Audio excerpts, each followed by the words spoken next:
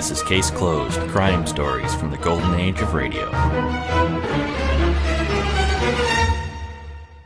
Welcome back to Case Closed. Thanks for joining me this week. Our hour of old-time radio crime begins with Nick Carter, Master Detective this time. We'll hear Four Rings of Death, his story from February 25th, 1945. After that, it's Pat Novak For Hire and Agnes Bolton, his story from June 5th, 1949.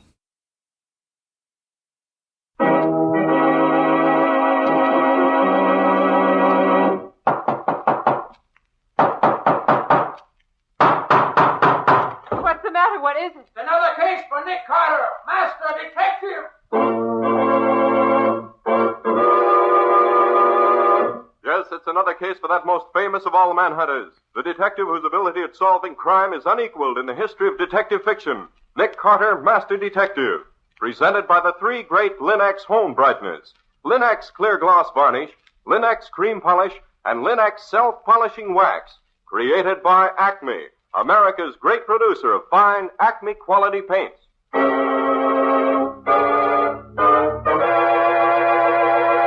Today's curious adventure, Four Rings of Death, or Nick Carter and the Mystery of the Tory Islands.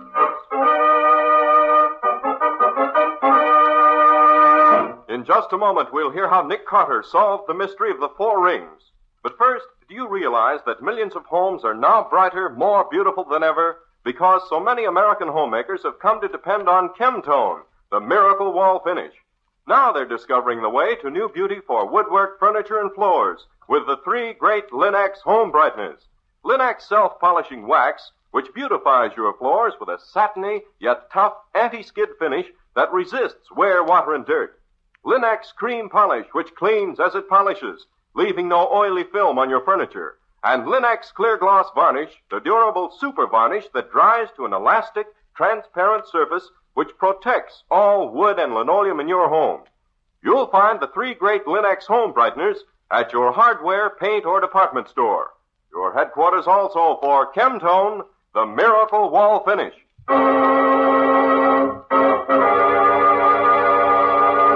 And now for today's mysterious adventure with Nick Carter. As our story opens, we find Nick and Patsy on board a small motorboat headed for Tory Island, a small island just off the Long Island shore. If I'd known the weather was going to be like this, I never would have accepted this job. Why are you doing it, Nick? Oh, special favor to Colonel Howard. A friend of his, Andrew Jessup, asked him to find the best code expert he knew. And he said I was the man for the job.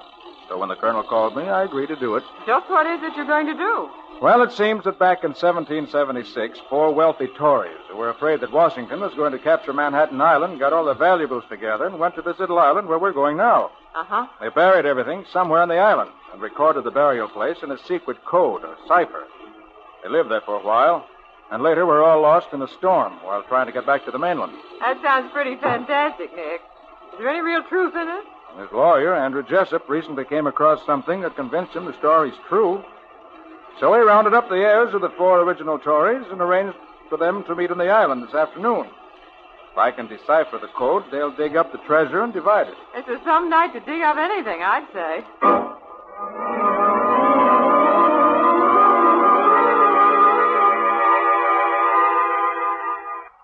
Oh, gosh, Nick, I wish you hadn't let that boat leave us here like this. This is the loneliest looking island I ever saw.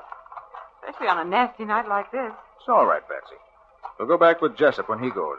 Okay, you're the boss. Ah, that must be the house up there. Uh-huh. Oh, might as well Nick, listen. Yes, I hear it. Wait here, Patsy, in the dock. I want to see what's wrong. Hey, you!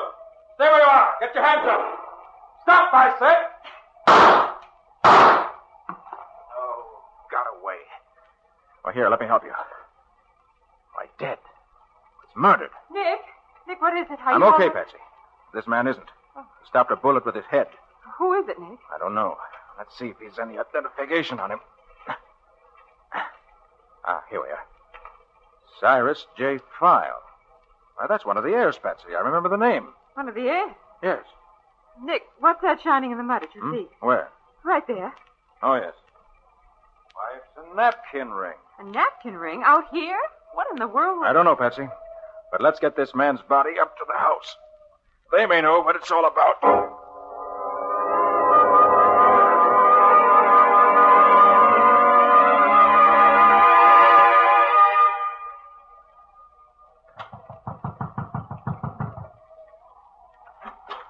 What in heaven's name? Are you Jessup? Yes. Who are you? Nick Carter. Oh, come in, come in. You know this man? Great heavens, that's File. Put him down here. What happened? Well, I heard him call out. And then I heard a shot. I found him dead. Are all your people here with you? Why, yes. File was here a few minutes ago, but discovered he'd left his glasses on my boat and went down to get them. Anyone else on the island? Only Matt Odell, the caretaker for the fishing company that owns the island. We're expecting Peter Brady, the personal representative of the owners, to arrive shortly, but he hasn't come yet. Where are the others? In the living room. You're sure File was murdered? You don't get a shot through the head the way he was, accidentally. You ever see this ring before? That's File's ring. It's his part of the clue to the treasure. How could a napkin ring be a clue to a treasure? I can't tell you that. I simply know that each of the 4 heirs has a napkin ring like this, and that the 4 rings together give the key to the hiding place of the treasure. Ah. And it's possible that whoever killed this man wanted to get hold of the ring for himself. Oh, who'd want to do that? Where does this Matt Odell stay? He has a shack just below here where he lives. Why? I think I'll have a talk with him. I'll be right back.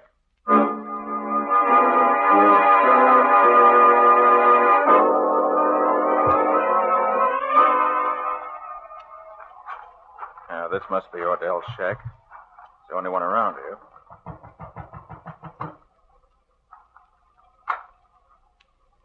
Oh, not here. You'd think he'd stay home on a night like this. Well, no one's... Who's there? That...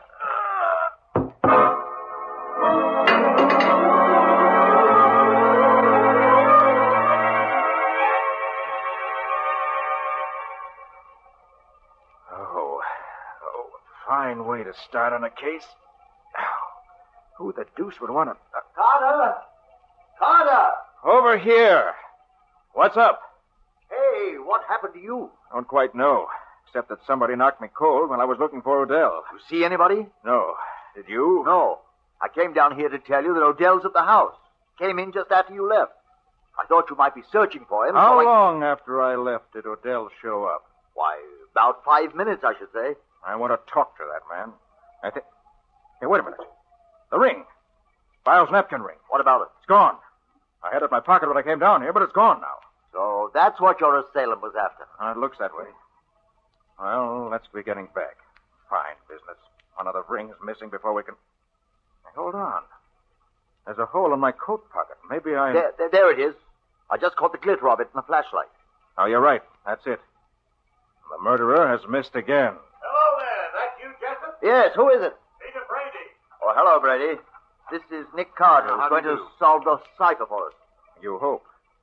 Well, the way things are going now, there may be no cipher left to solve. Well, let's get back to the house. I want to talk to Odell.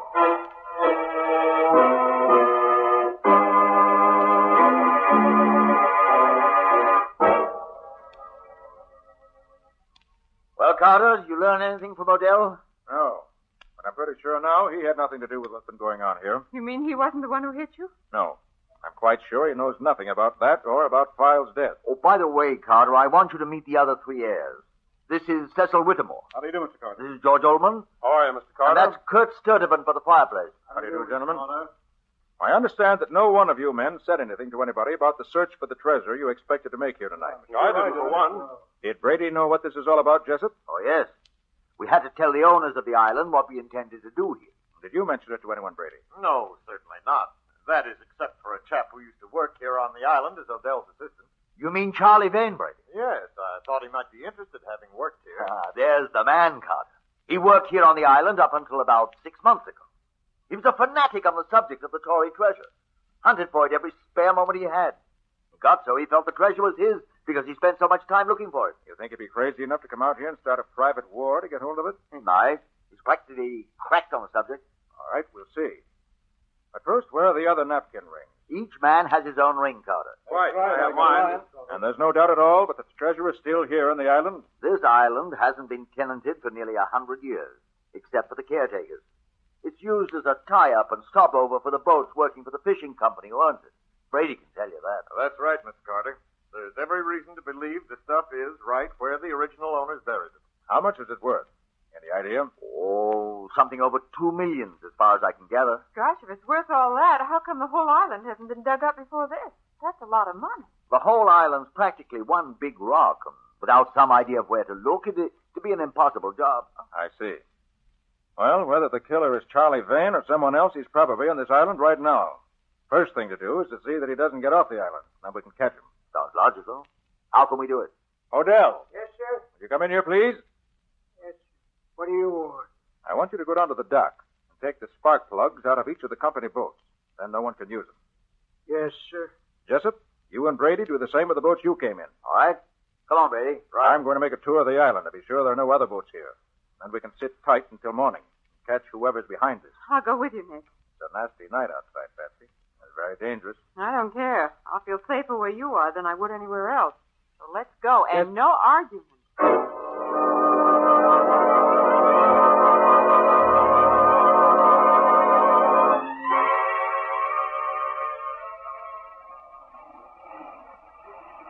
I'm glad that rain stopped. It's a little more comfortable out here. Well, there's the house, Patsy, right up there. Uh-huh. We've been almost round the island, and we haven't found a trace of another boat. Maybe... Wait. Huh? Aha! Look here, Patsy. On this rock. Well, there's been a boat drawn up here recently, Nick. Right. That's the only possible explanation of those scrape marks and the barnacles there. But since there's no boat here now, the killer may have left the island already. I certainly hope so. I've had enough for one night. If he got drowned in the...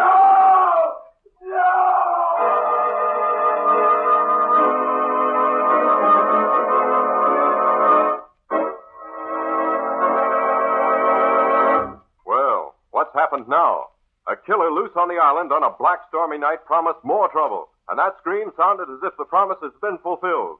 How is Nick going to find the murderer of one and possibly two men before he does any more killing? And what's the riddle of the old Tory's treasure? We'll see in just a moment. Whatever your family's preference may be in home decoration, your home is bound to be more beautiful when its floors are well kept and shining. And with Linex self-polishing wax, floors always look their very best without tiresome rubbing or polishing.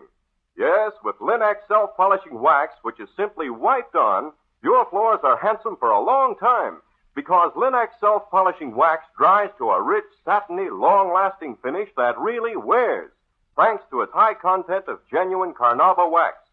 And the finish may be renewed wherever you like without re-waxing the whole floor. What's more, Linex self-polishing wax is easy to keep lovely, for you whisk surface dirt away in a twinkling with a damp cloth. And Linex self-polishing wax is the anti-skid floor finish, for the underwriters' laboratories have proved by test that wood, linoleum, and rubber tile floors are actually less slippery after Linex self-polishing wax has been applied. Be sure to ask for Linex, Lin-X, Linex self-polishing wax. You'll find all three great Linex home brighteners and Chemtone, the miracle wall finish, at hardware, paint, and department stores everywhere.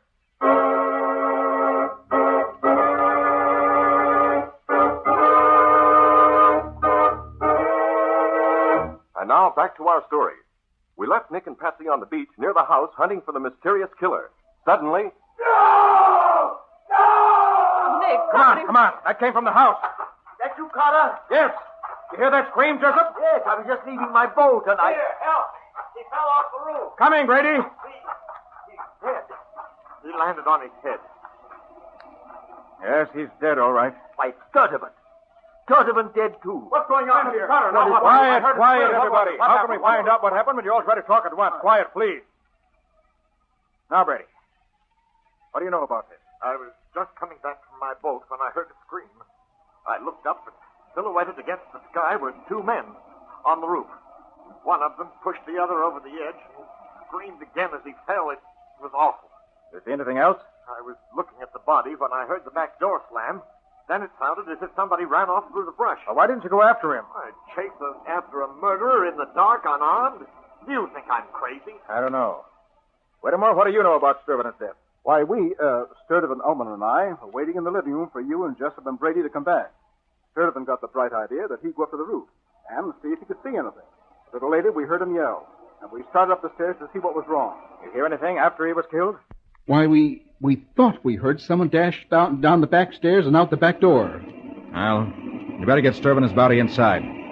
I'm going to have a look at the roof, see what I can find there. Come on, Patsy. Right with you, Nick.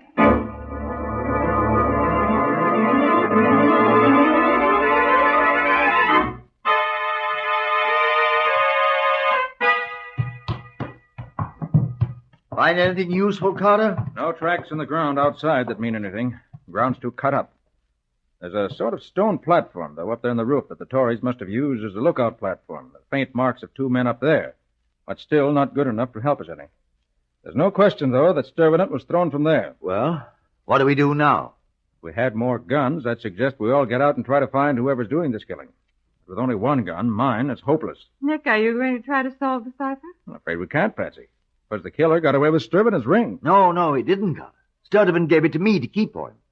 Oh, well, we still have all 4 rings. Our murdering friend is having all this trouble for nothing. Then let's get started. All right, let me have the rings. Here are, Carter. All 4 of them. Good. Now, let's see. Each of these rings has a different inscription. Excuse me, do you mind if I go back and eat my supper? I ain't had time to eat yet, and I'm getting a mite hungry. No, Adele, go right ahead. We'll let you know if we need you. Thank you. The only answer to this is that the inscriptions on the rings constitute the cipher itself. The only question is how to arrange the rings to get the correct interpretation. Nick, did you notice that there are little notches filed in the edges of the rings? Mm-hmm. 2 of the rings have the notches on both the top and bottom, and these other 2 have them only on one edge. Yes, Patsy. I believe that if the rings are put together with the notches matching up, we'll be heading in the right direction.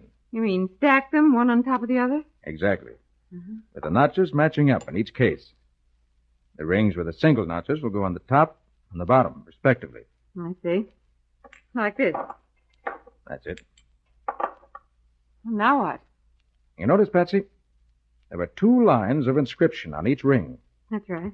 And from the uneven way the letters on the inscriptions are engraved, I feel sure it was done so that with the rings stacked on top of each other the way you have them, certain of the letters in the inscriptions will come directly under each other. There are only 3 or 4 places where they do that, Nick. As a matter of fact, Patsy, there's only one place, if you look closely, where the letters are really directly under each other. Yes, you're right. Write these letters down as I read them. Okay, go ahead. H-A-E-T-M-L-I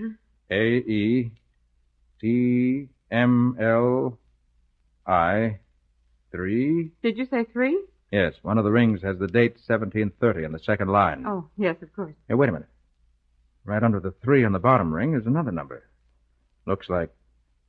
Yes, says 251. Write that down, too. You think that's part of it? I believe it is. Now, what have you got there? Nothing that makes sense. H-A-E-T-M-L-I 3 251. Maybe that's in cipher, too, Betsy. Maybe... No. We've got the right ring on the top and the right ring on the bottom. The notches prove that. But we've got the 2 rings in the center in the wrong order. We just transpose them, Why, of course. You're way ahead of me, Nick. It refers to a book. A book just as well known to those old Tories as it is to us. Now, where can I find a copy of it here? Matt Odell. He has quite a collection of books in his shack. He must have a copy there. Oh, but Nick, do you think... I'll be back in a minute, Patsy. Just long enough to get the book.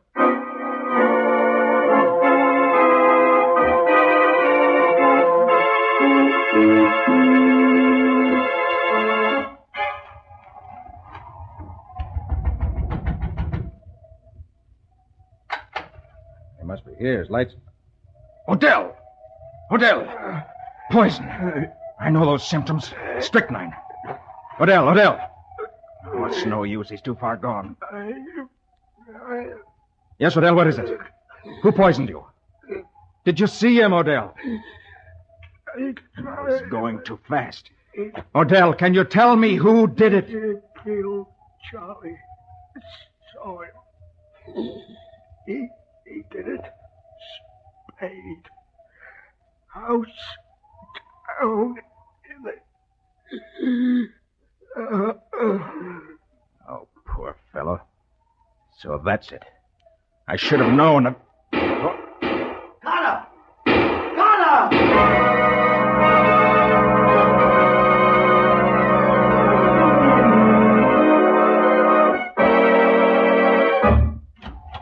Jessup, what's happened? Why'd you call me? Upstairs! Carter, quick! In here, Carter. He went out this way. Through the window. Who did? What happened? The killer. Ullman and I surprised him. He came up here. We followed him. Must have waited for us in here. Shot Ullman. As I'll say he did. Must have killed him instantly. Go on. Then he shot me through the arm. Went out the window. Climbed down that big tree outside and ran off into the woods. Carter! Come here, hurry! More trouble? I just found her, Carter. In the room where the rings were. The rings were? Oh, Patsy. Patsy, are you hurt? Oh, Patsy. My head. Oh, What happened, Patsy?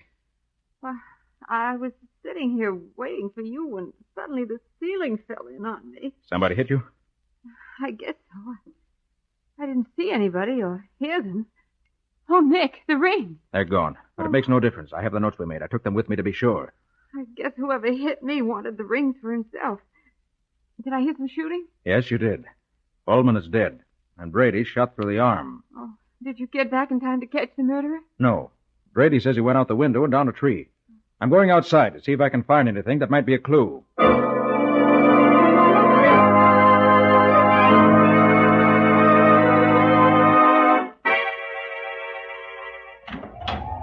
Did you find anything, Carter? I think so. Now tell me what happened here. Well, we were all sitting in the living room when Brady heard something outside in the hall. He went out to look, and a moment later we heard him call out to someone to stop. Ullman ran out, and they both dashed up the stairs. There were several shots, and I called to you. You know the rest. I see. Brady, did you get a look at his face? Why, no. No, I didn't. It was dark in the hall, and I couldn't see. All right. Never mind. Let's get finished with this cipher. But, Carter, shouldn't we do something about this Plenty now? of time for that. Cipher comes first. Oh, by the way, I found Matt Odell dead in his shack. Poisoned. What? Somebody put strychnine in his food. Odell's dead? But why would anyone want to kill him? Matt didn't have any of the rings. Right. Odell was killed for an entirely different reason. Well, now let's get this cipher finished. I found this book in Odell's shack, and it gave me the answer. That copy of Hamlet told you where the treasure was buried? It did. You remember, Patsy, we had the letters HAETMLI 3251? That's right. Well, if you transpose the two rings in the middle of the stack we made, you get these letters. HAMLET 13251. That's wonderful, Nick. Hamlet, Act 1, Scene 3, line 251. Is that it? Exactly, Patsy. I looked it up, and the clue gives us this line. Deep in the cellar, seek for our remains. And the treasure's buried in the cellar of this house. Apparently. So let's see what we can find down there.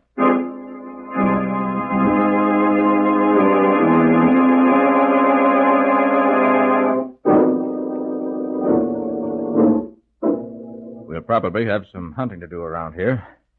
But it shouldn't take too long to... Hey, don't shine that light in my eyes. I can't see. Oh, sorry, Brady. Now we'll see... Look out, Nick. No, you don't, Brady. Oh! Carter! Why did you knock Brady out? He was trying to kill Nick. He was afraid I was getting too close to his secret. His secret? Brady is the murderer we've been looking for. Brady? But what about Charlie Vane? Vane existed only in Brady's imagination. He's been dead 6 months. Vane dead? Yes, and you'll find him buried in that corner over there, where Brady buried him after he killed him. How do you know where he's buried, Nick?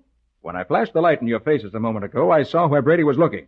Naturally, he'd looked toward the spot which held his secret. He was afraid I might accidentally stumble on the body if we started digging down here. But how in the world did you know that Vane was dead and buried there? Odell lived long enough to give me a clue to that. And with what I already had figured out, it all made sense. That's why Brady killed Odell, to keep him from talking. Absolutely incredible, Carter. It's like a nightmare. Except that it makes sense. Vane and Brady together found the treasure when they were working here 6 months ago. Brady killed Vane so he could have the treasure for himself. Then when you, Jessup, organized this trip to solve the napkin ring cipher code, he determined to kill you all off so as to prevent your discovering it.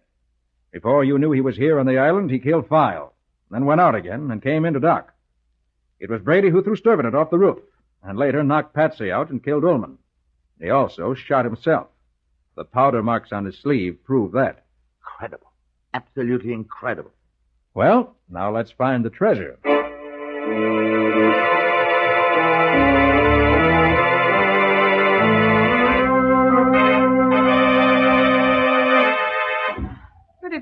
treasure's buried in the cellar, Nick.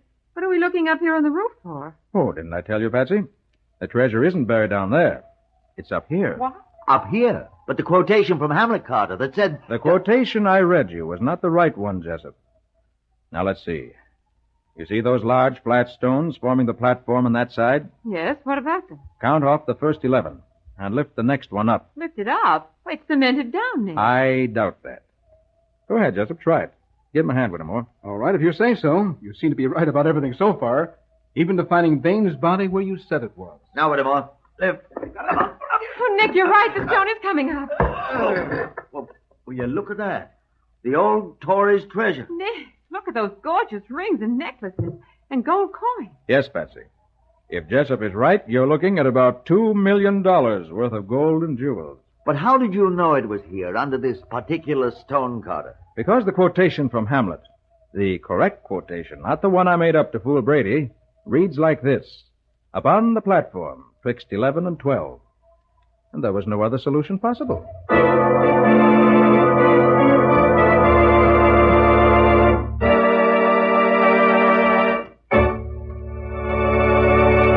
In just a moment, Nick and Patsy will bring you a preview of next week's exciting case.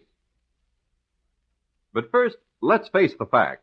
Everybody's days are busy. We've all filled our daily schedules full to overflowing, doing our home front jobs and helping with the all-out effort toward victory in every way we know how. So we appreciate more than ever before what it means to relax, and how much easier it is to relax when a home is pleasant and inviting. American homemakers are learning how much easier it is to keep a home that way with the 3 great Linex home brighteners. For example, they're learning that Linex cream polish restores the original handsomeness of fine furniture in one quick, easy application, banishes messy fingerprints, helps conceal ugly scratches, does away with cloudy old polish and dust.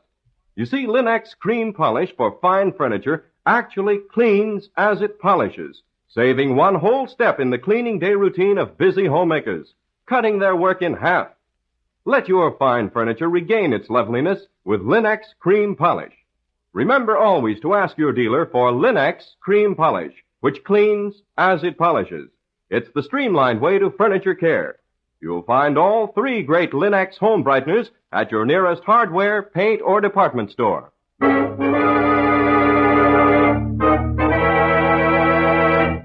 And now let's hear from Nick Carter himself. Well, Nick, what's on the program for next week? Next week, Ken, I want to tell you about a man who was killed by an unknown poison, and apparently without opportunity or motive. 4 people were gathered for a discussion on Hindu philosophy, and suddenly one of them fell over dead. None of the others had any idea what had happened. Sounds pretty blind to me. How did it work out? Well, what clues there were uncovered accidentally and unexpectedly. And it wasn't until the second murder that things became clear. And even then, nobody but Nick could figure out what anything meant. But he got the right answer. And the murderer. What's the name of the story, Nick? I call it Poison with a Past. Or the mystery of the Vedanta killings. And that's all about that for now. So long. So long, everybody. And so long to you both, Nick and Patsy. We'll be looking forward to seeing you again next week.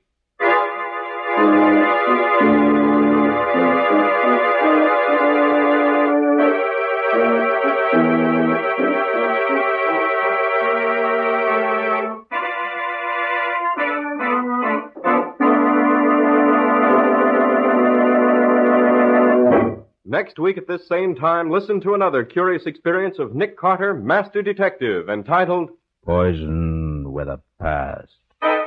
Or Nick Carter and the Mystery of the Vedanta Killing.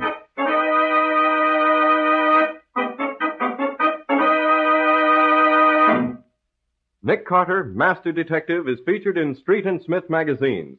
Lon Clark is starred as Nick, with Helen Choate as Patsy. Original music is played by Lou White, and the programs are written and directed by Jock McGregor. Nick Carter, Master Detective, is presented at this time and over these same stations each week by the 3 great Linex home brighteners. Linex Clear Gloss Varnish, Linex Cream Polish, and Linex Self-Polishing Wax. Created by Acme, America's great producer of Acme fine quality paints. This is Ken Powell speaking for the thousands of Linex dealers all over America and saying so long until next week. This is Mutual.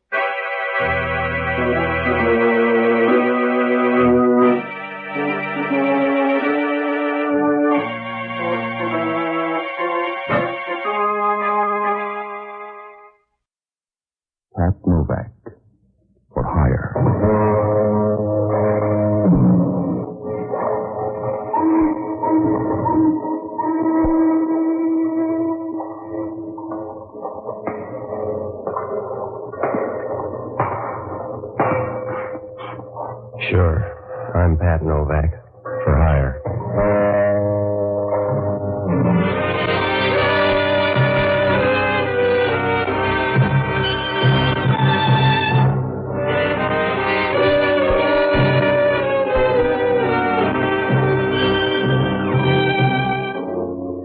That's what the sign out in front of my office says.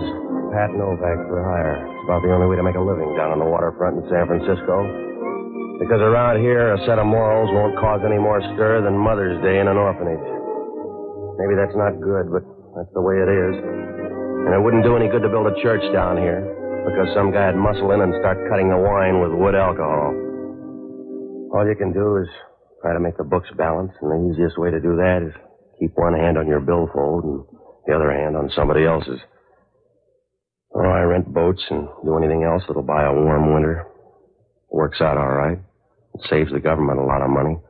But if anything goes wrong, your trouble comes hard. It doesn't do any good to sing the blues, because down here, you're just another guy in the chorus.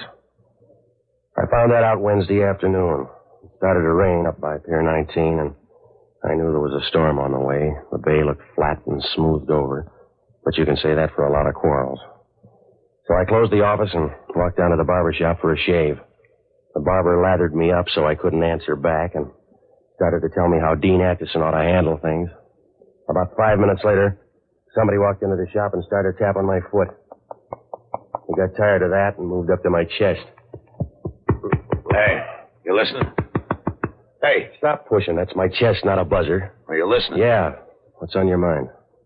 Hey, I want to talk to you alone. He's a barber. He won't listen. Let's go alone. All right, let's go. I'll be back in a minute. How do you like that? I got a 14 to my wife. He says... I want to hire you tonight. Will you do something for me? Not for friendship. I give you $200 to follow a woman. I've done it for less. Not this kind. Her name is Agnes Bolton. You'll find her at 7 o'clock tonight down at this bowling alley. Here's the card. Address is there. How do I spot her? Read it off an ankle bracelet? You won't have any trouble. She's a large woman, about 50 years old, with a reddish face. Well, that's no help. For 50, she sounds normal. Not Agnes. She couldn't pass for 90. She'll be playing in the last alley with a women's team called the Playmores. Yeah? You'll follow her out of the bowling alley. Somewhere along the line, she'll pick up a green leather bag. After that, I need your help. It doesn't sound like love. You'll go to the yacht harbor. Get aboard a boat called Seventh Heaven. I want you to have your boat ready and follow her into the bay. She'll leave that bag aboard some ship. I want to know the name of it. Now, is that $200 worth? Yes. I'll wait for you in your office. Contact me there and be careful. Is she that tough? No, but her friends are. With a figure like that, how come she's got any? They're holdovers. Now, just be careful. Yeah, well, it sounds easy at these prices. That depends on your luck, Mr. Novak. If it turns bad, you've been cheating.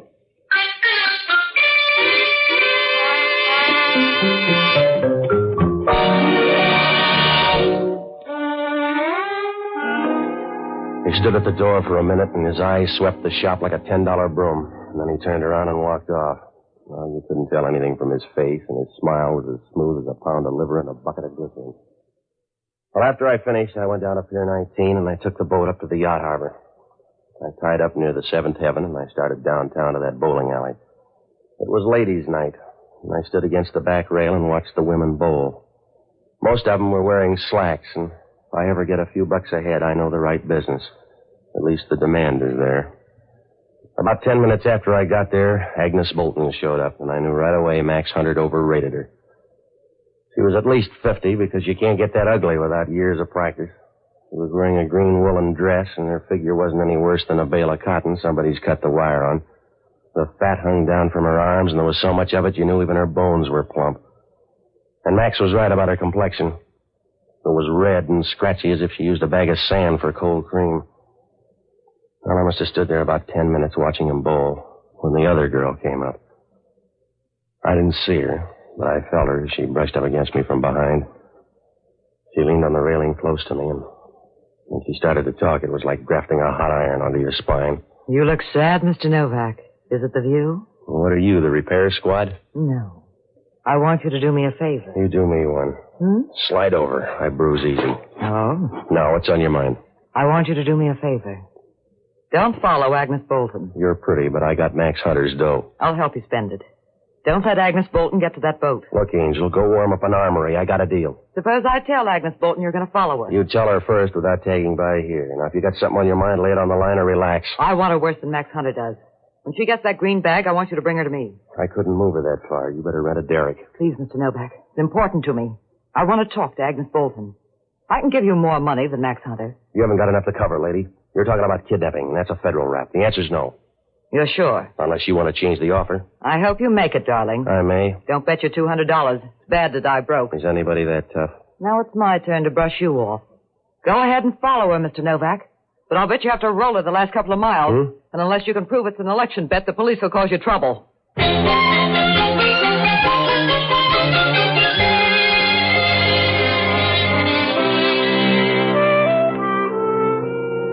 I watched her as she turned her back and walked out of there. She looked real good. She was wearing a tight jersey dress that gave you the idea she either thought the weather was warm or she wasn't much on details. Well, I turned around and looked for Agnes Bolton. The game was breaking up, and she started into the dressing room. A few minutes later, she came out and started down Market Street. There was no trouble following her. You could see her in the crowd. And she rolled from side to side as she walked, and when she bumped into anybody, they looked back at her as if they'd been hit in the chest with a sack of jelly. She crossed the street at Stockton, went into a little coin shop. She came out about 5 minutes later with a green leather bag.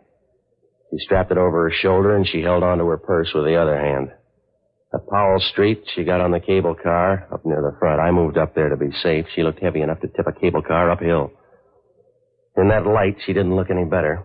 Part of her hair had come undone and hung down in her face like the branches on a dead tree. I noticed her eyes for the first time. They were small and so close together they could have saved time and put them in one socket. Well, she got off the cable car at Geary and walked into a hotel. I followed her and watched her squeeze into a telephone booth on the other side of the lobby. The way she fit, a sardine ought to be happy. She took some money out of her purse and started to dial. A couple of people moved in front of her, and I didn't get a look at her for about 5 minutes. And when they moved away, she was still talking to somebody. I looked up about 10 minutes later, and I knew something was wrong. Her head was pressed against the phone. She'd run out of conversation. I walked across the lobby and opened the door to get to the phone booth. She fell out as old as she'd ever get. There, hey, help me get her over the couch, will you? Yes, sir. Was she your wife? Well, if she was, this is the way I'd want her. Her purse is spilled all over the floor. Sure is a mess. Yeah. She's some relative, huh? Look, mister, stop trying to pair us up. I was around when she tumbled out, that's all. Yeah. What'd she die from? I don't know. I just figured you might know what she died from. No, I don't. It's a simple question to answer when you know what she died from. All right, let me through here. Come on. All right, stand back. Give her air. She can't use anymore, Copper. Huh? She quit about 5 minutes ago. Who are you? I'm not dead. She is. Then who's she? You better check on her stuff, and don't forget that green bag. Yeah. What bag? The green bag over there on the floor. Well, it was over there a minute ago. The same one the little guy had? What little guy? The one who was talking to you. He just walked out of here carrying a green bag.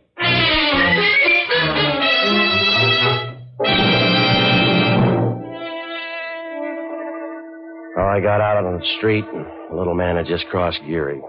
He turned and looked back once, and I saw him melt into the crowd and disappear quick like the wake of a ship on a dark night. When I came back to the lobby, the copper was over by the couch making noises in his throat as if he was trying to eat a pound of cellophane. The manager of the hotel was wringing his hands and making little steps like a ballet dancer with a hot foot. The copper took my name and put in a call to homicide, and a few minutes later, I got into that phone booth. There was a number on the pad, and I took it down. It was Greystone 42961. Well, it didn't prove much, but Agnes Bolton wasn't out to prove much tonight. I began going through the phone book, but there was no Max Hunter listed, and when I called the office, nobody answered. I knew there was as much chance of him showing up as a second piece of butter on a 50-cent lunch. I ran down that Greystone number and found out it was an address out on Post Street. I walked through the lobby and out the side door. Some of the people were out of the dining room, and they looked mad because Agnes Bolton had died during the roast beef instead of later. Well, I walked down Geary to the Union Square garage and gave the guy my ticket. He started down the ramp for the car, and I stood there waiting. I must have looked lonely, because Hellman from Homicide shoved up near the cashier's cage and started over. He made his way through the cars, and as he squeezed by the last one, he looked like a sea lion. Hello, Novak. We identified her. Well, you had lots to work with, Hellman. Where are you going? Out on Post Street. I'll go with you. Her name was Agnes Bolton. You read it somewhere? She was a government agent. They got their money's worth. Coroner says she died of quick poison.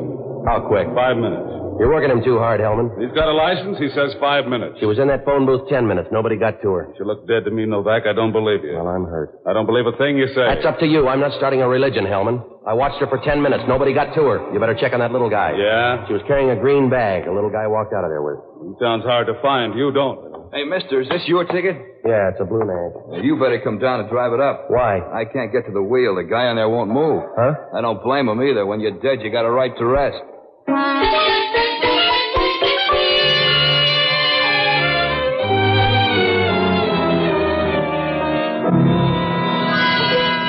Hellman stood there a minute, wiping his teeth with his tongue, and it began to sound like somebody beating the bathtub with a piece of steak.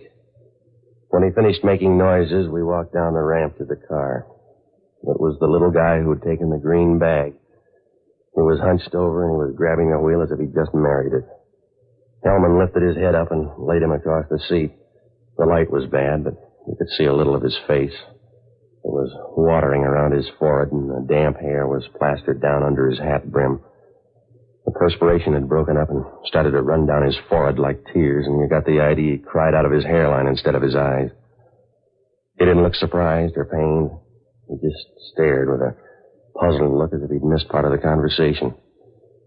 Hellman stood there trying to wipe some egg off his coat and turning to look at the guy to make sure he didn't leave. So what happened, Novak? So he had an automobile accident, Hellman. I don't know. He's your passenger? He bummed the ride himself. When I saw him, he was on his way with that green bag. Where is it? He got talked out of it. You better check on a guy named Max Hunter. Whose cousin is he? He gave me $200 to tail Agnes Bolton. I got another offer, too. Yeah? A blonde biscuit, and she said everything on the beat. A total stranger. You sure met a lot of people. You better meet a lot of them, too, Hellman, because one of them got to Agnes Bolton. How about Junior here? Did he crawl down the ramp and die on your seat covers? I don't know how he got here. Well, maybe you left him here and forgot. No, he wouldn't slip my mind. I haven't murdered anybody in the front seat. But it's lively, though. You better get a story, Novak. You already got mine, Hellman. You won't like the ending. No, but I'll bet you do. I like it fine, Novak. You're the only lead on Agnes Bolton. I'll shop around and get enough to pin you down. You couldn't pin down a dead butterfly, Hellman. You better look up Max Hunter and check on a boat called the Seventh Heaven. I will, and I'll put a tail on you, Novak. Follow you all over San Francisco. He'll go any place. That's fine, because I got a suggestion.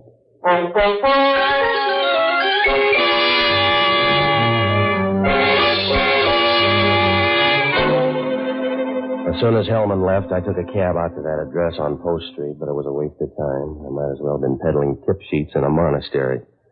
There was a brown house on the corner, and there was a big curved window that stuck out from the rest of the house like a wart on the back of your neck.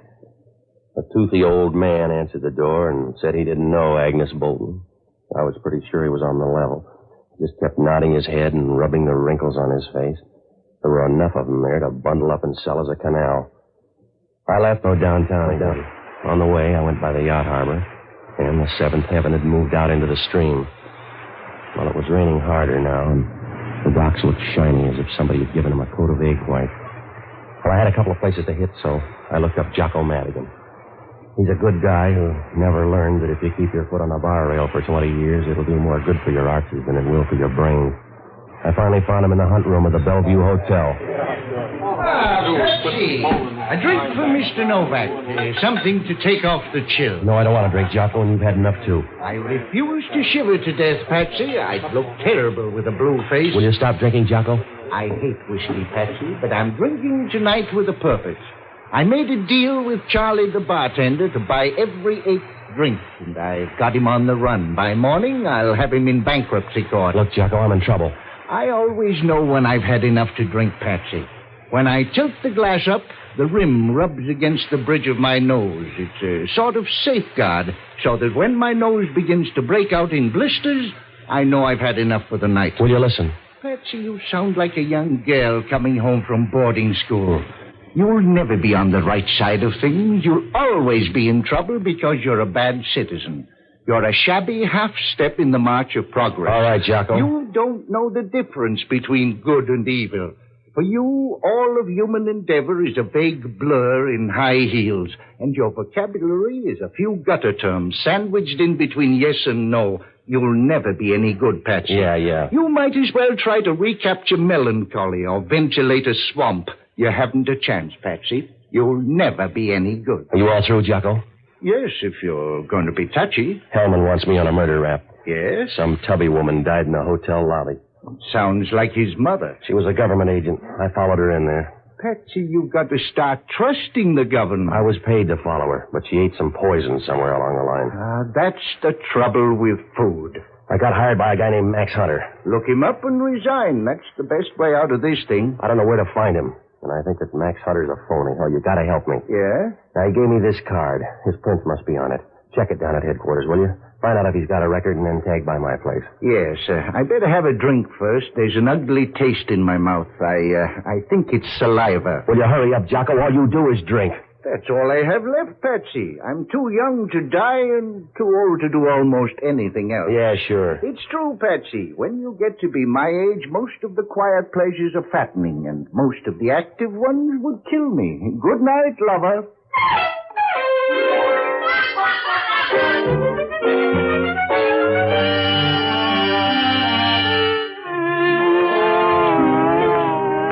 When I left Jocko, I dropped by the Chronicle morgue to look up Max Hunter. There was nothing under Hunter. I looked through every Max from Bear back to Beer Bum, and I couldn't find a thing. Well, it was close to 11 when I rode down to the office for a final check. It wasn't raining hard anymore. It was a nice, easy drizzle, and you could hear it playing against the sheds along Pier 19. It sounded quiet, almost private, like the sound a woman makes when she runs her fingernail up and down her stocking. It got on your nerves at first, and you began to enjoy it. The minute I got to the door, I knew something was wrong. There wasn't any reason, but I got the feeling. The same way you know sometimes when you're going to get the busy signal on the phone. I could see her lying there on the floor before I turned on the light. You took one look at her, and you knew she was the sort of girl whose name ought to be Pearl or Myrtle. Somebody'd sapped her, and she was lying with one hand stretched out and the other under her hair. It wasn't really hair. It looked more like a pelt or a raccoon just after a shampoo. It was fuzzed up on the sides, and on top she'd combed it back so tight it was about to go under the scalp. She began to move a little. When I bent over, she started to mumble. What do you want? The rent if you're going to stay long. Here, put your head up. Are you Mr. Novak? It's too late to change. Where's Agnes Bolton? Where'd she go, Mr. Novak? I don't know where she went. Was she a good girl? Something's happened to her. Don't worry, it won't happen again. Who sent you here, Max Hunter? Yeah. Please help me out. All right, come on. I'm Francine Kane. I came to find out about Agnes Bolton. You're a deep sleeper. What happened? You wouldn't know her. I would if she's a tall blonde on the make for that green bag. Who is she? Joan Hayward. Can find her at the Geary Theater. She an actress? Not exactly. Yeah. Her stray talents, Mr. Novak, are dimensional rather than dramatic. If you're smart, you'll stay away from her. Don't tell him any more, Fran. He's paid up. Hello, Hunter. You oversold me. And give me back the 200. I'm going to give you lots for your money. Don't include Agnes Bolton. I don't know anything about her. Is that a lie? Might be. There's a green bag. Joan Hayward has it. Is that a lie? The little guy didn't think so. She left him dead in my car. Let's go, Fran. Now, you're in a hurry, Max. You're not. I hope you like your office, Novak. Huh? Because this is where you're going to spend the night. Don't let him feel bad, lady. It must have been his turn.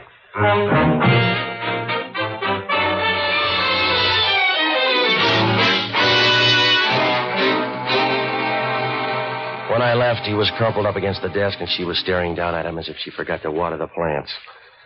When I rode by the Geary Theater, it was dark, so I looked up Joan Hayward's address. When I got out to her place, I knew I'd made a mistake. The landlady clutched her bathrobe like a bar of solid gold and told me Joan Hayward left the house 10 minutes ago. There was a cabbie at the corner, and he said he dropped her at the Gold Bar Club a few minutes before. I got down there about 1 o'clock, and Hellman was wandering around, stopping every few feet as if he expected to hear something. The bar was dark except for a light over on one side, and over near the jukebox, Joan Hayward was stretched out as dead as a deer on a fender. At first, Hellman didn't pay any attention when I walked in.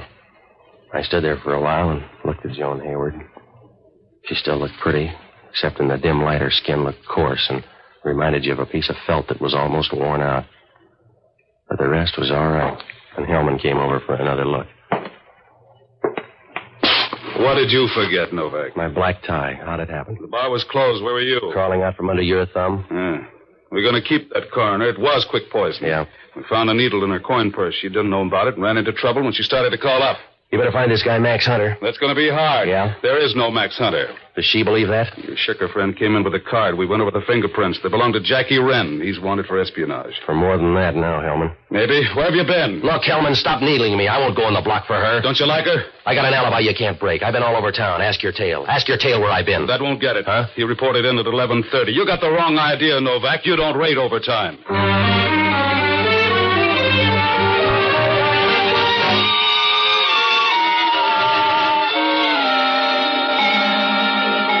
When I left there, I knew everything was downhill.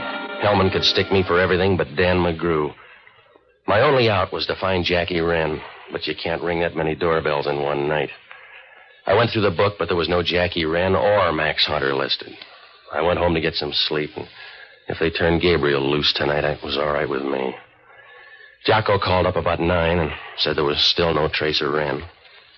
Well, some mornings you can't trust yourself with a razor, so I got dressed and went down to a Greek's on Geary Street for breakfast. The murder was all over page 1, but there were so many pictures of Hellman you couldn't tell who was dead. I was about halfway through breakfast when I noticed the story down in the corner. A girl named Toni Pritchard had been found dead out in the marina. The story said everybody liked her. The police didn't have a lead, and they couldn't find a reason. Seemed kind of funny, but when I got to the last paragraph, I began to wonder. It said she was employed by the Musitone Company and worked the late shift as a switchboard operator. I wasn't sure, but you can't pass the dice when you only got $1 left, so I jumped down to see Frank Lupo. He said the Musitone Company owned the jukebox and the Gold Bar Club, and that it worked like all the rest. People use a little microphone in front of the box. They call into a main switchboard for songs. I grabbed Jocko, and we got up to the Musitone Company. The guy in charge said, sure, they recorded some of the talk just to check on the girls, and sometimes the girls did it just for laughs. Well, we started through the recordings, and about half hour later, Jocko rolled a 7. No, Patsy, they're all old ones. Try this. Yeah. Well, put it down. I'll handle the needle. There. You're crazy, Jackie. You know something's wrong. Let me handle it, friend. You'll just get into trouble. I don't want you to get into trouble, Jackie. Will you let me worry? You get back to the hotel. I'll meet you at the Kenwood right after. It's too late. She's coming now. I came down as soon as you called, Jackie. You made a mistake, Joan. It's one time you shouldn't have hurried. That's enough, Jocko. Let's get up to Kenwood. Why don't we think it over a while? Put the record down and come on there at the Kenwood. You heard the shots? That's what I'm worried about. If that fellow's any kind of a mechanic, he's had time to reload.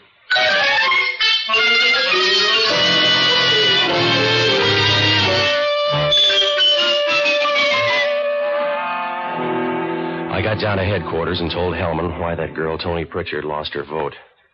We rode out to the Kenwood, and Hellman started through the register. There was no Jackie Wren listed, and we didn't have any better luck with the girl. I briefed the desk clerk, and he said he thought there were 2 people in the hotel who looked like that, but he didn't know their names. Well, all we could do was wait for him to show. So Hellman and I walked down the street and slid into the car. It must have been about 3 o'clock, and for the next 4 hours we sat in there. About 7 o'clock, it began to rain harder. It wasn't easy to see the front of the Kenwood. I got out to wipe the windshield, and that was a mistake, because just then the door of the hotel swung open. The girl came out first, and then Jackie Wren. He saw me right away, and the 2 of them jumped over to the curb and got into a car. Riding with Hellman's just about as safe as eating an arsenic sandwich. When we got to the corner, they turned east and started down Bush. It wasn't easy to stay behind them. The rain was hitting the windshield, and it was like trying to see through a mint julep. When we got past Jones, Hellman began to close in.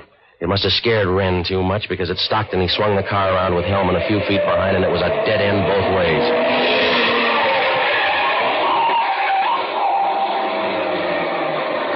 You can't get out now. Open the door. Yeah. There he is, over to the wall. Over here, Hellman. He'll go down that embankment on the other side. Well, he can't. It's too steep. Stay on this side. Can you see him? No. But he's around, I think. You got a chance now, Wren. Come on out. I don't like you that well, mister. Over there by the embankment. Can you see the girl? She's with him. Over to one side. Move up in front.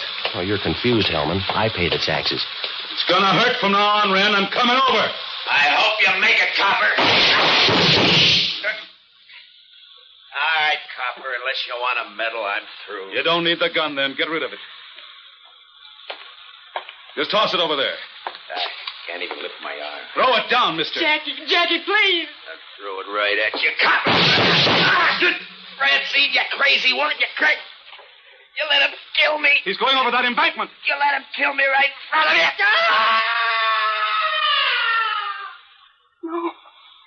No, Jackie. Please, Jackie, I tried to stop you. Jackie. Grab her, Novak. She's going over. Leave me alone. I want him. Jackie, I want you. Grab her. I want you, Jackie. At least they can let me have this. Jackie!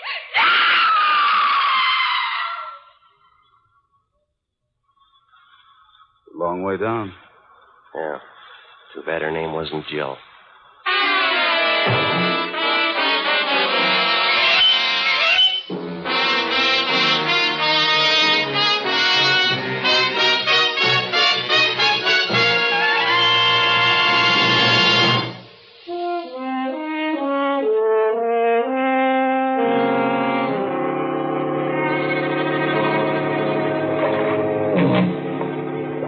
The last I saw of Francine, she was lying down at the bottom in the rain. Her head was over to one side, and you knew with a little push it'd roll around as easy as a ball bearing on a plate. Her face was clean, but the rain was beginning to wash the dirt down, and when I left, she wasn't pretty anymore. Jackie Wren outlasted her by a few hours, and Hellman used them all. Agnes Bolton was carrying government papers bound for China. The four people were split into teams. Jackie Wren and Francine were trying to outbid Joan Hayward and the little guy. The way Jackie had it figured, he'd find out what ship they were going out on and pick it up from there. Joan Hayward knew he was dealing with me, so she followed me after I left that barber shop. She saw me park the car in that garage and tailed me down to the bowling alley. She planted the needle in Agnes Bolton's purse, and the little guy tagged along behind waiting for something to happen. Just to be on the safe side in case anything went wrong, Joan doubled by the office and gave Francine a headache. When the little guy got the green bag, he took it to Joan. It was too good to split, so she killed him and left him in my car. Well, then she made a mistake. When Jackie called her up and asked her to come down to the Gold Bar Club, she bought the story. Well, it would have worked out fine for Jackie if he hadn't talked in front of that microphone. But a nosy girl heard it and tried to put the screws on him. Well, Hellman asked only one question. About that conversation between Jackie and the girl. Why would a person say anything that private in front of a microphone? I don't know. But I told him about a couple of others Jocko and I heard. He didn't say anything, but I'll bet he gets a hold of those records and plays them every night before he goes to sleep.